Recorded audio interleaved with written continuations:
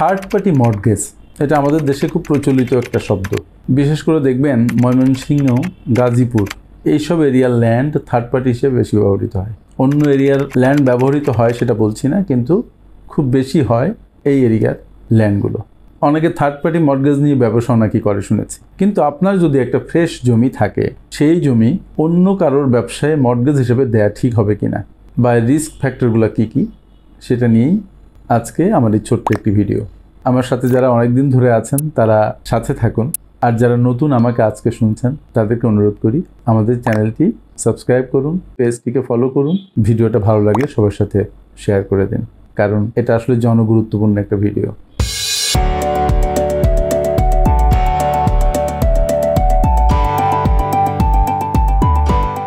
Third party mortgage বেশ প্রচলিত একটা শব্দ, সেটা আমরা জানি। যেমন ধরেন আমার একটা জমি আছে, আমার ভাইয়ের একটা ব্যবসা আছে, বা আমার চাচার একটা ব্যবসা আছে। ব্যবসায়ের জন্য লোন নেওয়া দরকার, তার হয়তো সিকিউরিটি নাই, তখন আমার কাছে সিকিউরিটিটা চাইলো যে তোমার ল্যান্ডটাকে দাও, আমি একটু মর্টগেজ রেখে লোন নেই। তা আমি দেখছি ঠিক আছে, জমি তো পড়েই আছে, যদি ভাইয়ের বা চাচার বা আত্মীয়ের কোনো উপকার হয় বা বন্ধুর কোনো উপকার হয়, ক্ষতি কী? ধরেন মর্টগেজটা দিয়ে দিলাম, ব্যাংকও অ্যাপ্রুভ করলো। যদিও ব্যাংক এখন বর্তমান প্রেক্ষাপটে থার্ড পার্টি মর্টগেজকে ডিসকারেজ করে, তারপরেও ব্যাংকগুলো যে বাদ দিয়েছে তা নয়, তারা এখনও থার্ড পার্টি মর্টগেজ নিচ্ছে। সুতরাং সুযোগ রয়েছে। ধরুন আপনার আত্মীয় বললো যে ঠিক আছে, তুমি যেহেতু জমি দিবা, তোমার আমি মাসে মাসে কিছু টাকা দিব। আপনি তখন সামান্য একটু লোভে পড়লেন যে জমিটা থেকে কোনো কিছু পাওয়া যাচ্ছে না, সেখানে কোনো বাড়ি নেই, কোনো ভাড়া পাওয়া যাচ্ছে না, আর ভাড়া পেলেও সে ভাড়া তো পাচ্ছি, যদি এক্সট্রা কিছু টাকা আরেকটা সোর্স থেকে আসে ক্ষতি কি? আবার ফিনফ্যাক্স থেকে আমরা তো সবসময় তৃতীয় চতুর্থ সোর্সের কথা বলি, সেটাও একটা ইন্সপিরেশন। কিন্তু এখানে একটু ভাববার বিষয়, সেটা হচ্ছে হয়তো আপনার 5 কাঠা জমির দাম হয়তো এখন 25 লাখ টাকা বা 50 লাখ টাকা, যাই হোক না কেন, আফটার 10 ইয়ার্স এই জমির দাম আসলে অনেক, জমির দাম খুব বেশি অ্যাপ্রিসিয়েট করে। আপনি মর্টগেজ দিয়ে দিলেন সরল বিশ্বাসে, খানিকটা লোভাতুর হয়ে যে মাসে মাসে কিছু টাকা আসবে। আপনার ভাই বা আত্মীয় বা বন্ধু যাকে দিয়েছেন সে ব্যবসা করছে, কিন্তু যে কোনো কারণে হোক ব্যবসাটা খারাপ গেল, ব্যাংকের লোনটা উনি ডিফল্ট করলেন। লোন ডিফল্ট করলে ব্যাংক বা লিজিং কোম্পানি, যেখানে জমিটা মর্টগেজ থাকুক না কেন, তারা আসলে কি করবে? আপনি একদিকে মর্টগেজার আর একদিকে গ্যারান্টার। তারা যেটা করবে, যার নামে লোন তাকে চিঠি দিবে, গ্যারান্টার হিসেবে আপনাকে চিঠি দিবে। লোন পরিশোধিত না হলে আস্তে আস্তে এটা ক্লাসিফাইড হবে সাব স্ট্যান্ডার্ড, ডাউটফুল, তারপরে যে ব্যাড অ্যান্ড লস হবে, তখন ওই রেসপেক্টিভ ব্যাংক কেস ইনিশিয়েট করবে যিনি লোন নিয়েছেন তার নামে। তার দেয়া চেক আছে, চেকের এগেনস্টে কেস শুরু হবে। আর একটা কাজ তারা করবে, সেটা হচ্ছে ওই লোনের এগেনস্টে যে সম্পত্তি মর্টগেজ করা আছে, হয়তো তার একটা আছে, সাথে আপনারটা থার্ড পার্টি আছে, তো ওই মর্টগেজ ল্যান্ডগুলো তারা অকশন দিয়ে সেল করে ফেলবে।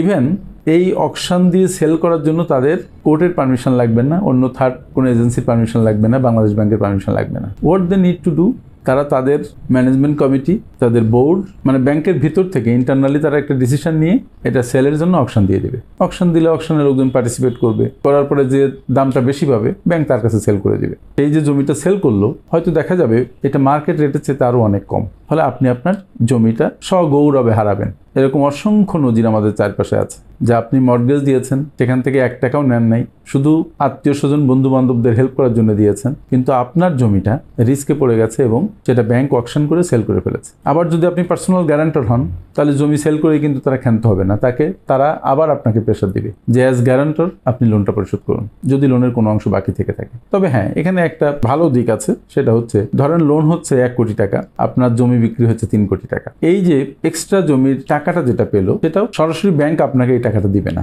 এই টাকাটা আপনাকে পেতে হলে যার অ্যাকাউন্ট, তার মাধ্যমে টাকাটা আপনাকে নিতে হবে, কারণ তাদের ডিলিং কিন্তু আপনার সাথে নয়, তাদের ডিলিং মূলত যিনি লোনটা নিয়েছেন তার সাথে। ফলে এখানেও তারপরে আপনার নির্ভর করতে হচ্ছে, যদি বাড়তি কোনো টাকা থাকে লোনটা অ্যাডজাস্ট করার পরে, সেটা আপনার নিজের করে পাওয়ার জন্য। যদি ওই ভদ্রলোক অসততা করেন, তাহলে আপনার এই টাকা নিয়ে গড়িমসি করতে পারে।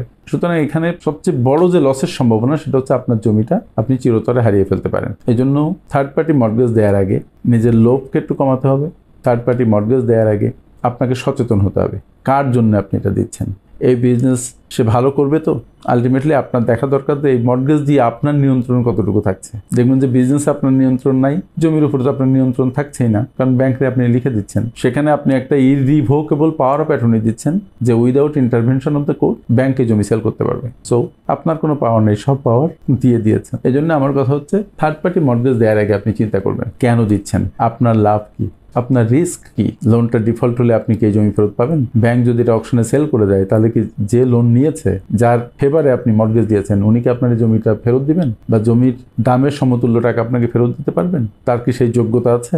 এই সার্বিক বিষয়ে চিন্তা ভাবনা করে ডকুমেন্টেশন করে তারপরে একটা ডিসিশনে যাওয়া উচিত। বোকার মতো ডিসিশনে গেলে এখানে ঠকা ছাড়া আর কোনো গতি নেই। সুতরাং আর্থিক ব্যাপারে এডুকেশন যেমন দরকার, সতর্কতা আরও বেশি দরকার। প্রত্যেকটা স্টেপ ফেলার আগে চিন্তা করা দরকার যে এই জায়গায় আপনার কন্ট্রোল কি, এই জায়গায় আপনার লাভের কি আছে ব্যবস্থা, এখানে আপনার লস কি। যদি এটা ভাবতে না পারেন তাহলে পুরাটাই লস হওয়ার সম্ভাবনা শতভাগের কাছাকাছি। আমার সাথে এতক্ষণ থাকার জন্য অনেক অনেক ধন্যবাদ।